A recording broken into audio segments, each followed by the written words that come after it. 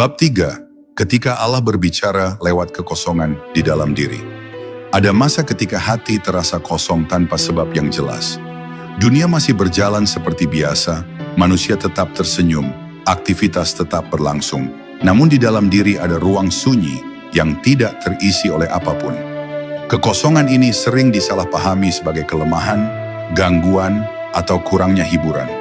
Padahal bagi jiwa yang jujur, kekosongan adalah bahasa halus yang sedang digunakan Allah untuk memperkenalkan dirinya. Karena hanya Allah yang mampu menciptakan rasa butuh yang tidak bisa dipenuhi oleh selainnya. Manusia sering mengira bahwa kebahagiaan akan datang ketika semua terpenuhi, padahal seringkali kesadaran justru muncul ketika sesuatu terasa hilang. Kekosongan membuat manusia berhenti berlari, berhenti mengandalkan pencapaian, dan mulai menoleh ke dalam. Di titik inilah Allah memperkenalkan dirinya sebagai yang maha mengisi, bukan dengan memenuhi keinginan duniawi, tetapi dengan mengarahkan hati kepada sumber ketenangan yang sejati.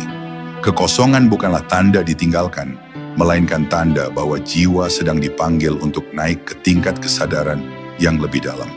Ketika seseorang berani duduk bersama kekosongan itu tanpa melarikan diri, ia akan mulai merasakan perubahan halus. Ia menyadari bahwa selama ini ia mengisi jiwanya dengan hal-hal yang sementara jiwanya diciptakan untuk yang abadi. Dari sinilah makrifat mulai tumbuh, bukan sebagai konsep yang dipelajari, tetapi sebagai rasa yang dialami. Allah seakan memperkenalkan dirinya sebagai tujuan akhir dari seluruh pencarian, bukan sebagai objek yang bisa dimiliki, melainkan sebagai tempat kembali.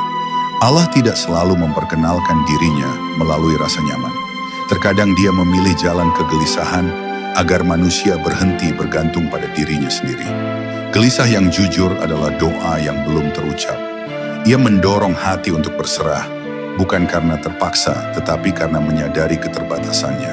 Dalam kegelisahan yang diterima dengan kesadaran, manusia mulai memahami bahwa hidup ini tidak dimaksudkan untuk dikuasai, melainkan untuk diserahkan.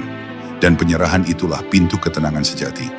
Pada akhirnya ketika kekosongan itu diterima sebagai bagian dari perjalanan ruhani, ia tidak lagi terasa menakutkan. Ia menjadi ruang pertemuan antara hamba dan Rabb-Nya. Di sanalah Allah memperkenalkan dirinya bukan sebagai sesuatu yang jauh untuk dicapai, tetapi sebagai kehadiran yang sejak awal menunggu untuk disadari. Dan ketika hati mulai terisi oleh kesadaran ini, manusia mengerti bahwa kekosongan bukan akhir, melainkan awal dari kedekatan yang lebih dalam dengan Allah.